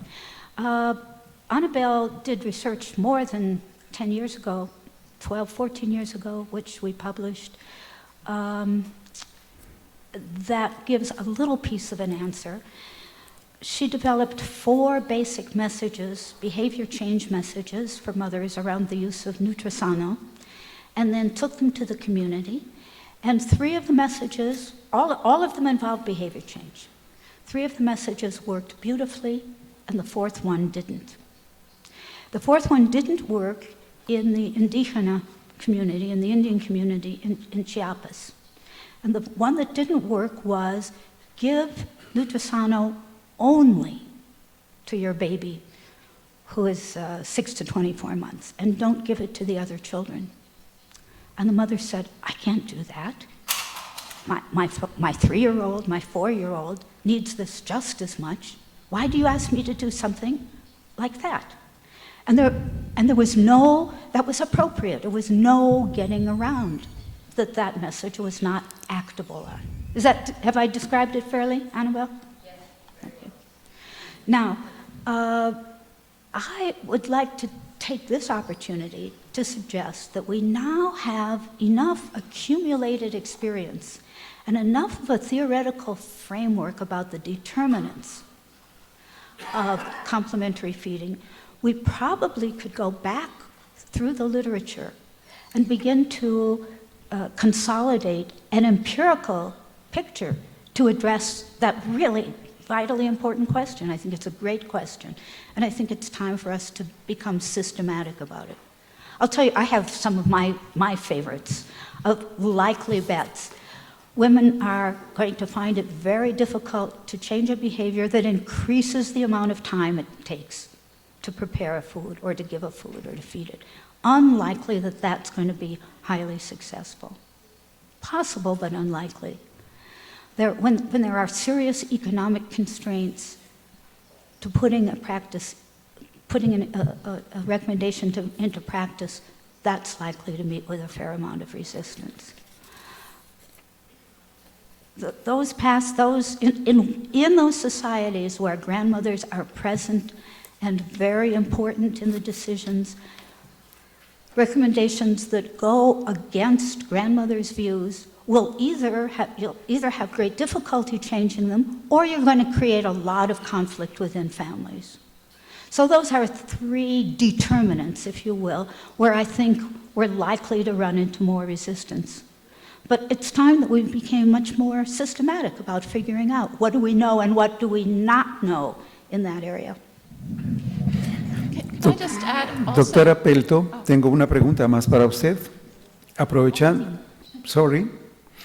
No, I guess I had a slightly different Aprovechando que reaction. tiene el micrófono, estoy Oh, sorry. transmitiéndole una pregunta más que presenta una persona anónima, no puso su nombre.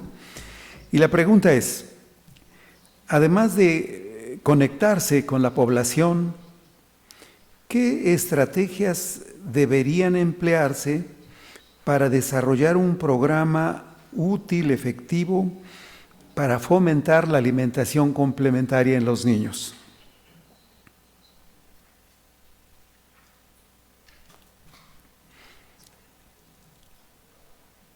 La pregunta nuevamente es, ¿qué estrategias deberían emplearse para desarrollar un programa que sea útil y eficaz para fomentar la alimentación complementaria en los niños? Supongo que son, ¿qué otras, además de las que usted presentó, que son todos el modelo etnográfico que nos ha mostrado? Si está la persona que hizo esta pregunta, que no está su nombre.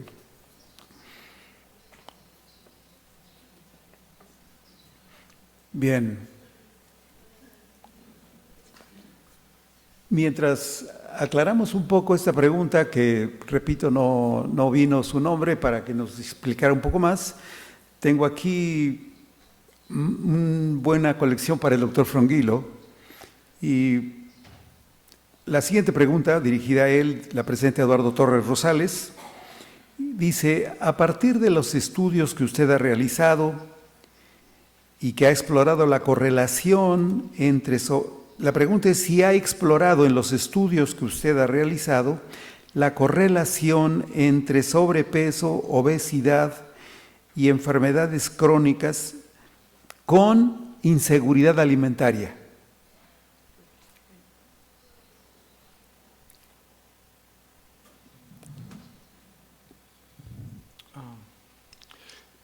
So the question was the relationship, the role of food insecurity in obesity and chronic disease. So there's been quite a bit of work done to look at this relationship. There was a clinical observation that was made, a couple of decades ago, about someone who was a child who was obese, but from a poor family and with food insecurity, and this was raised as a question and was even called a paradox, something that we could not understand. Well, nowadays we understand this very well. The reality is that poor people, people with food insecurity, are disadvantaged in every way we can imagine. And they are disadvantaged often by becoming more obese. If we look worldwide at the data, it seems to be more for girls, adolescent girls, and then women than men. It's not the case in all ethnic groups that this happens, but it's a fairly general phenomenon that females in particular are susceptible when food is short to ending up being obese. And we don't completely understand why. There's some evidence that I saw just recently that I found very exciting that showed even in early adolescence differences in food eating habits for girls versus boys in poor families with food insecurity. But it probably has to do with changes in eating behaviors. It has to do with wanting to purchase foods that have the most monetary value for the volume or the energy, and oftentimes those are not the most nutritious foods. So there is definitely a connection between food insecurity and obesity, and therefore chronic disease. An interesting sort of connection to that is in terms of food assistance. There's evidence from one randomized study in Mexico that Jeff Loa led that shows very clearly that women who are already sort of prone to be overweight, if they were given cash or food in relation to a control that didn't receive either, that they were more likely to gain more weight, especially if they got cash or the food. So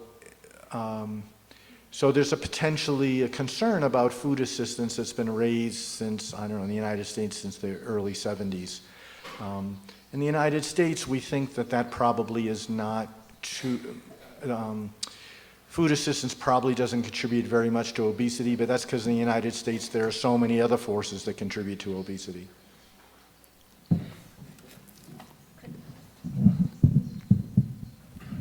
I'd like to add just is this on? Yeah, okay. A small footnote.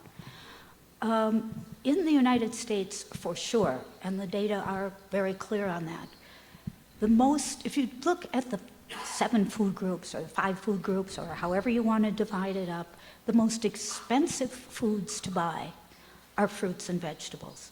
In fact, in my country, many poor families are simply priced out of the market in terms of their ability to buy fruits and vegetables. I suspect that's also true in some low and middle income countries, or some low and middle income parts of countries, and less so in others. I am absolutely sure that in many rural African communities, the only foods that people can buy during the lean season, when the food insecurity becomes the most severe, are foods that are high in calories, and the foods that they absolutely cannot get, couldn't afford, are fruits and vegetables. So there is a straight economic piece of all of this, but that's by far not the whole story.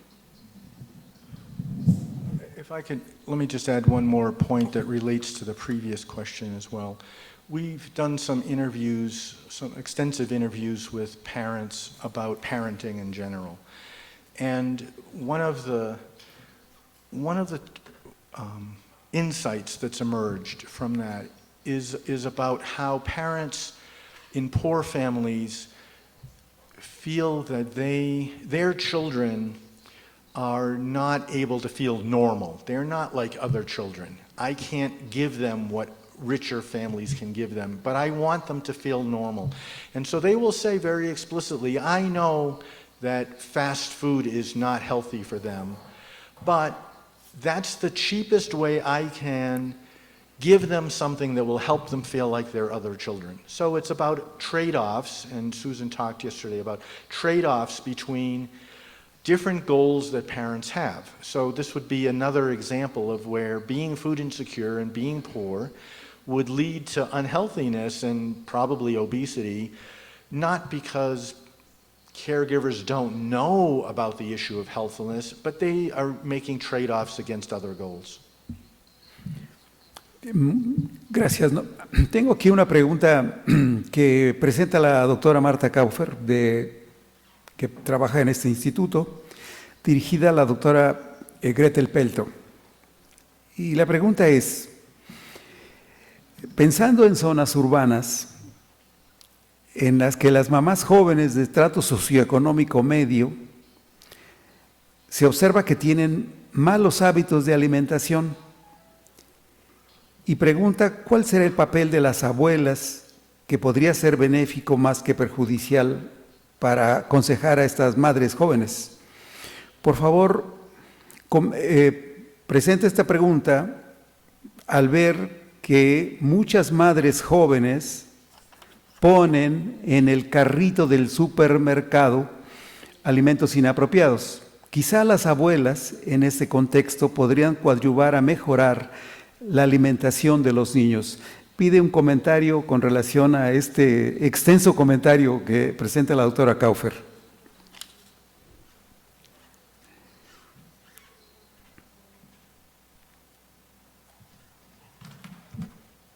El papel de las abuelas. Since I'm an abuela, and I'm not sure how much influence I have over the food choices of my adolescent and just post-adolescent grandchildren, I'm tempted to say I don't see any role at all. But I'm joking. That really is, it's a cultural statement, in fact, about the role of grandmothers in different cultural settings in terms of being models, or the opposite, for their grandchildren, their teenage children. And I think it's actually a very intriguing question, and I don't know who asked it, but I'm really glad you did, because it seems to me that is an area that needs some exploration. And I don't know of anybody who has looked at it. I could only answer it at a completely personal level, because that's the only information I have. So I hope that the question will stimulate some of you to investigate that. I think it's intriguing. Can I also add, I think that's an important avenue for intervention, and I mentioned the Mothers and Others project that's going on in North Carolina, and the idea is that if you do educate the grandmother, then she has the opportunity. And intervention components could involve, for example, shopping expeditions and learning what kinds of foods to purchase in the supermarket, so that with the grandmother's increased nutrition knowledge, she can convey that to her daughter. So I think there's a tremendous amount of potential to include not just the mother, but also other caregivers in the kinds of interventions that we're talking about for improving complementary feeding. I'm sorry, you know what, I misunderstood the question. Just shows you, I've just been with my teenage granddaughters, so I misheard it as being what's the role of grandmothers with adolescents, and I don't think that was the question, was it? No, I think with small children. Okay, then what I want to go back to, I'll scratch everything I just said about, because I was talking about adolescence. But I think that that I totally agree that working with grandmothers is essential. It's absolutely essential to improve complementary feeding in every environment where grandmothers are playing a key role in what children are being fed. I mean, and it's absolutely essential in every community where we want to do anything about changing behaviors inside the family. It's absolutely true of getting prenatal care, especially in South Asia, for example. So I think that we should be really focusing on grandmothers and on fathers and on grandfathers and the whole social network in or just around the household, without any question. Tengo aquí una pregunta que puede ser para cualquiera de los tres ponentes. Lo hace una persona externa, no trabaja en ninguna institución, y pregunta: un médico que trabaja en el programa Prospera me da recomendaciones para que tenga yo una buena alimentación, pero él claramente es una persona con obesidad. ¿Cómo puedo aceptar una recomendación de una persona que claramente no come bien? ¿Quién quisiera ayudarnos a dar esa respuesta?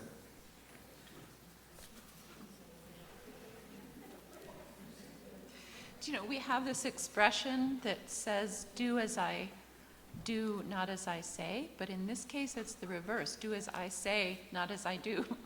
I think we had the same problem with smoking cessation many years ago with physicians who smoked, and it became apparent that it was really very important for them to not be smokers if they were going to have credibility in counseling their patients not to smoke. So I understand that this is a problem. We need to be role models for the people that we're counseling. I also can't resist noting the fascinating materials that were presented here in this group earlier, before this session, before our session, showing how complex obesity is and that its origins lie far outside the capacity of individuals to control their weight. So it's very difficult because we grow up in all of our cultures demeaning obesity, considering it to be a sign of gluttony. My sister-in-law the other day was looking, she's Swiss, and she was visiting us in the US, and she said, how can these people let themselves get so grossly obese? And I said, because they didn't have a choice. And you could say, come on, of course they had a choice. Well, up to a point, and mostly not. And so I feel like we need a change of culture in our society to regard obesity as the outcome of pathological processes, most of which individuals have no control over. And so if that was the cultural norm, if the expectation was to look at a fat person and say, oh, I feel sad for them, I feel sorry for them, instead of to say they're gluttons, I wonder how much progress we would make towards actually it's management and prevention. That's a radical statement. Doctor Frongilo, le preguntan a usted, supongo que es una pregunta que asume que usted conoce, y la pregunta es, ¿considera usted que el programa Prospera de México ha cumplido con sus objetivos? Es una pregunta claramente que el doctor Frongilo no es el responsable, pero puede tener una opinión muy cercana. I don't think I'm qualified to answer that question.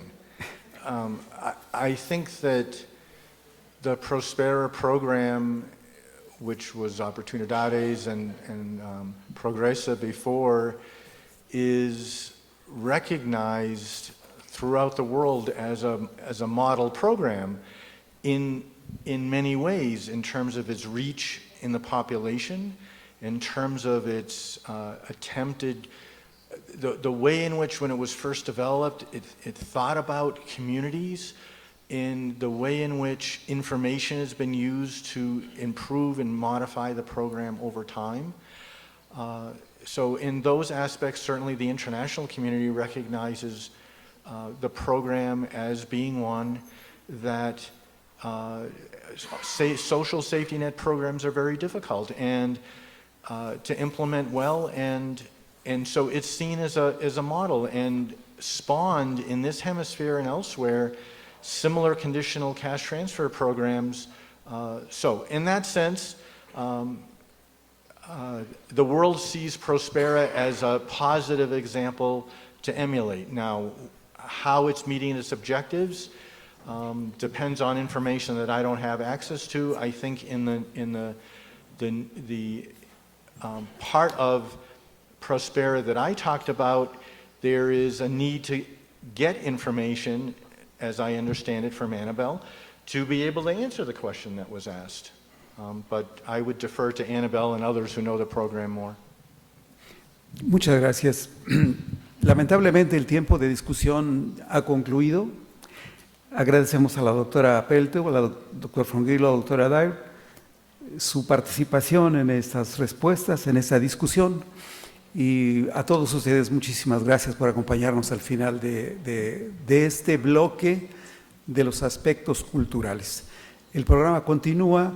Y adoptar, si por alguna extraña razón alguna vez quieren salir de su país, serían muy bienvenidos en México. También ya sé que todos estamos cansados y le comentaba a Emanuel, nuestro maestro de ceremonias, que voy a dar la versión Twitter y me dijo mejor la versión hashtag. Trataré de hacer eso. Y bueno, más que propuestas para el fortalecimiento, creo que lo que voy a presentar son las reflexiones que muy en particular a mí me han dejado y trataré de ser muy breve, como ya les dije, y empezaré.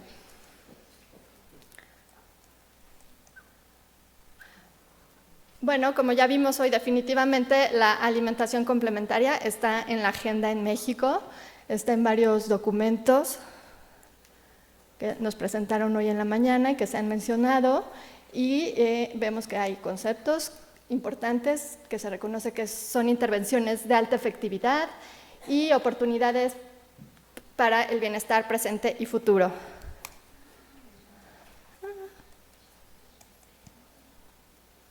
Bueno, se fue el título, pero estos son del documento de la ONU, los retos del milenio, del desafíos para un desarrollo incluyente, una infografía sobre los principales padecimientos que hemos visto y la situación de la niñez en México. Y bueno, queda aquí muy claro cómo 54% de nuestra población de la niñez menores de 18 años viven en condiciones de pobreza, y estas desventajas pues empiezan muy tempranamente y en esta situación de desigualdad social tan grave que tenemos en México y que no hay que perder de vista. También, como se mencionó repetidamente, tenemos problemas tanto de desnutrición, carencia de micronutrientes, como el problema tan grave de sobrepeso y obesidad. Y bueno, igual acá, las prevalencias en preescolares de anemia y muy similares a las de las embarazadas, mujeres embarazadas, y el incremento tan importante de sobrepeso y obesidad. Y este otro dato importantísimo que me parece que cómo pues ha ido disminuyendo nuestro poder adquisitivo para comprar en general todo.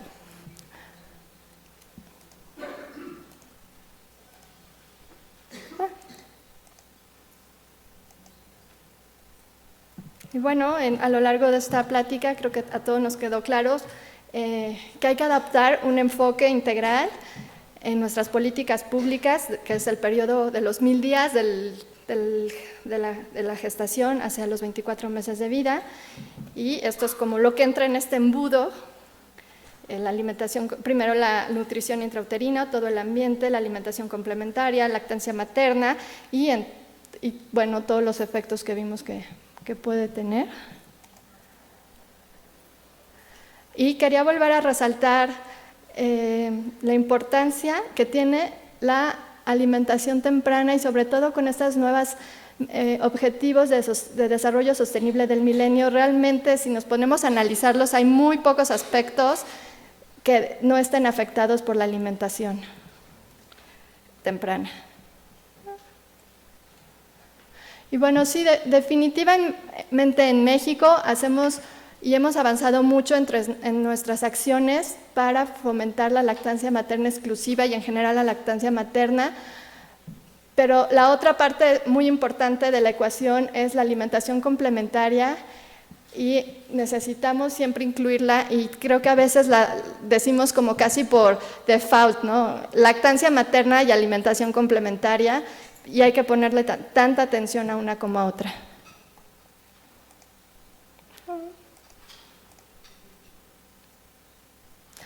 Bueno, y este es también hablamos de que hay que mejorar la calidad de la dieta, y esta es una iniciativa que se acaba de presentar en el ISSSTE este año, y es en el programa de estancias de desarrollo infantil, el programa de hábitos alimentarios, y aquí hay algunos de los cambios que se están haciendo, como la eliminación de azúcares añadidos en los menús, harinas integrales, y además de estos cambios en las guarderías, están haciendo cambios, capacitación con padres o encargados de los niños para que el ambiente en casa sea acorde con lo que se está fomentando aquí en las guarderías. Eso ahí hay un ejemplo muy interesante. Bueno, algo que creo que no se mencionó es que en abril de este año la ONU declaró la década de 2016 a 2025 como la década de las Naciones Unidas para la Alimentación, Acción en Nutrición, y realmente, bueno, los invito a leer el documento, pero se habla mucho de promover la discusión de políticas públicas. Creo que lo logramos aquí en este congreso, en esta Bienal, y que esto es un esfuerzo colectivo. Así que ese sería uno de los hashtags, colaboremos.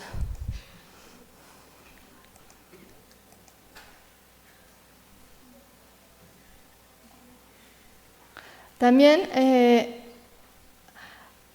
se habló de que nos hace falta en México una figura coordinadora de toda la política de alimentación y nutrición.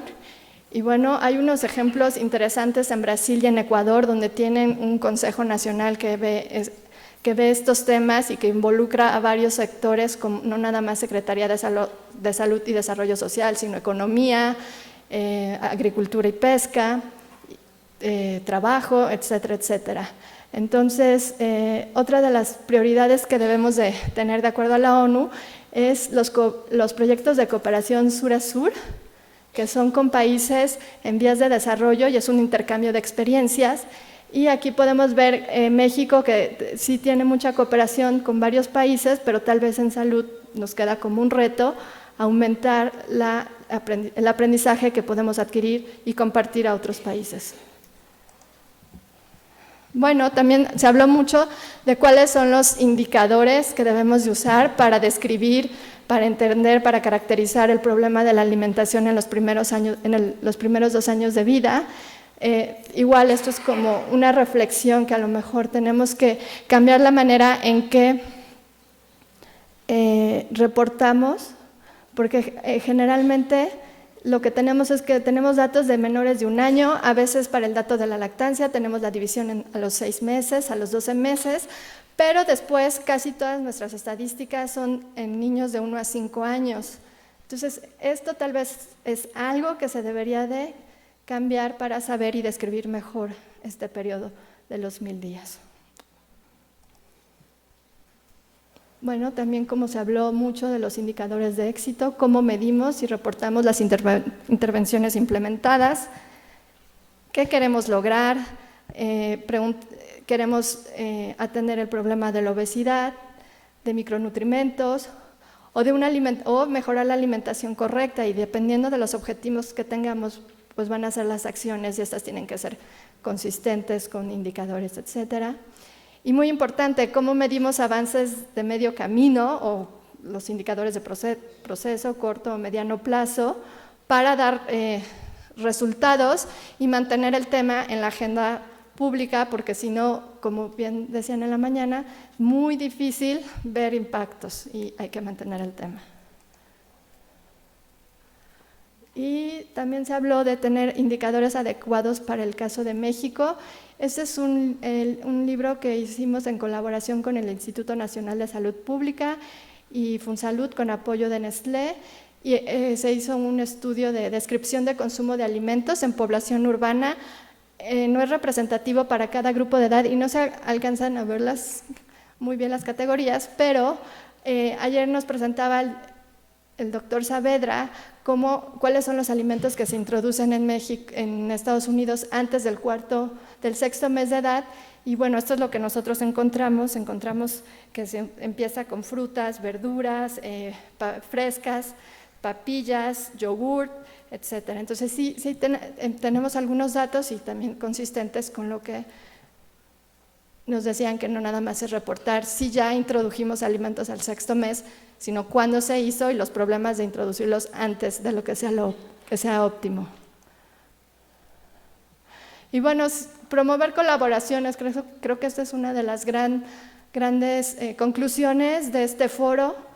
Hay que buscar colaboraciones innovadoras, poco convencionales, buscar trabajo con las disciplinas no tradicionales con las que la nutriología, la salud pública y la medicina generalmente trabajamos, involucrar nuevos actores y bueno, algo que, por ejemplo, la industria siempre la vemos como alguien al que tenemos que regular y esa es la colaboración que tenemos con ellos, pero también podríamos aprender de ellos que perfectamente tienen identificado a sus consumidores, a los diferentes tipos de mamás, de estilos de educar que tanto se habló hoy.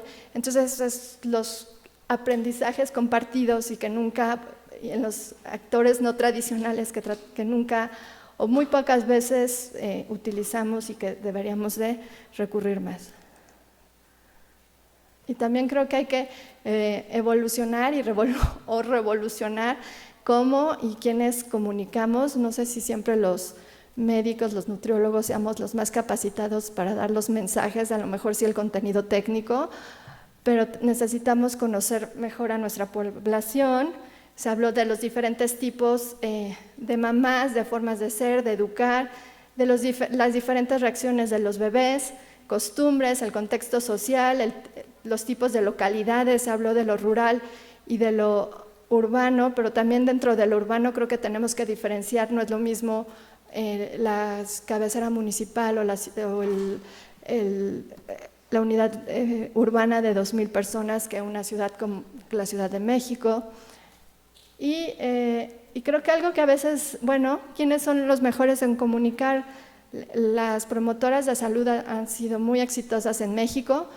Creo que en México somos bastante buenos en implementar políticas a larga escala. Hay mucha coordinación entre federación, estados y municipios.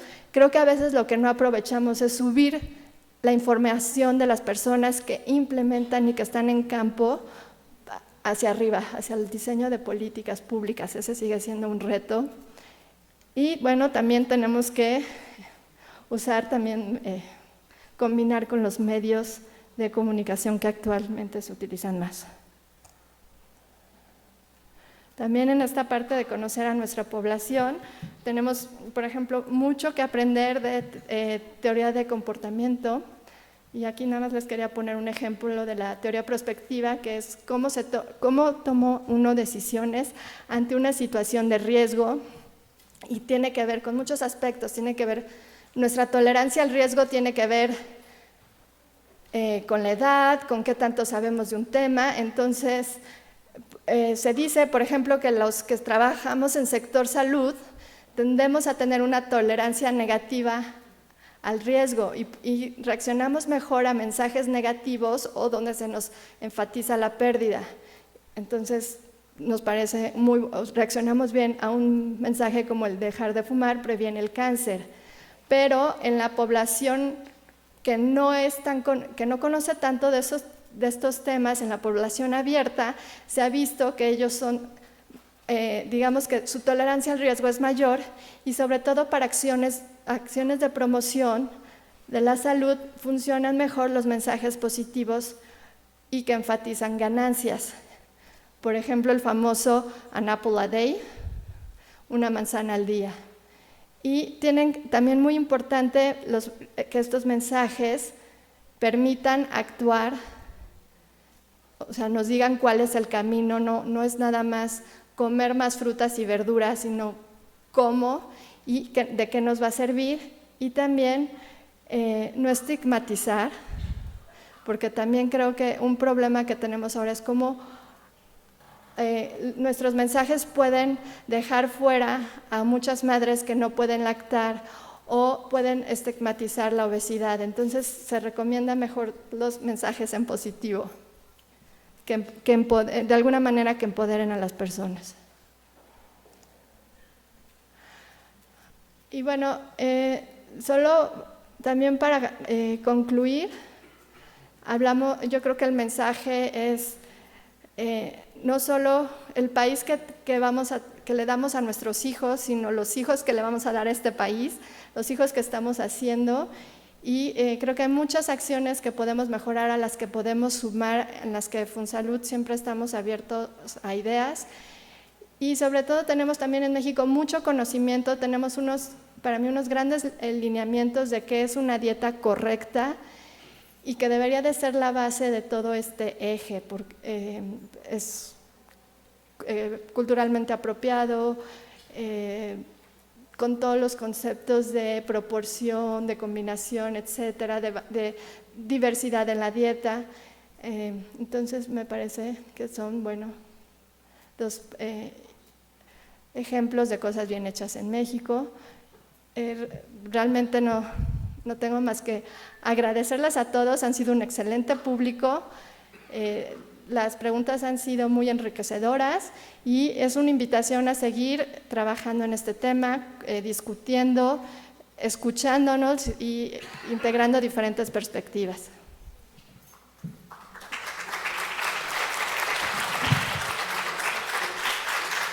Muchísimas gracias, señoras y señores. Muchas gracias. De esta manera queremos agradecer de manera muy especial a la maestra Olivia Arbizu Martínez, que nos haya dado así pues estas importantes conclusiones. Y pues precisamente para llegar ya al cierre de esta Bienal, queremos dar nuevamente la bienvenida a nuestro director de la Dirección de Nutrición del Instituto Nacional de Ciencias Médicas y Nutrición, Salvador Subirán, el doctor Héctor Burges Rodríguez. Doctor, si es tan amable. Sí, muchas gracias. Bueno, hemos estado 2 mañanas y 2 tardes escuchando conferencias espléndidas. Realmente ha sido una lluvia de conocimientos importantes presentadas por expertos, una gran cantidad de datos, una riqueza realmente excepcional que sería imposible de resumir, por supuesto, y que nos habla de la importancia de la alimentación complementaria y sobre todo de su complejidad. Hay mucha complejidad todavía por entender de esta alimentación complementaria. Creo yo entonces que pues ha sido un éxito esta conferencia organizada por el Fondo Nestlé de Salud y con el apoyo del Instituto Nacional de Ciencias Médicas y Nutrición, Salvador Subirán. Yo creo que hay que felicitarnos y felicitar a quienes organizaron esta conferencia, a Ernestina Polo y a su equipo, Olivia, Hilda, en fin, todos, agradecerles. Yo creo que merecen un aplauso.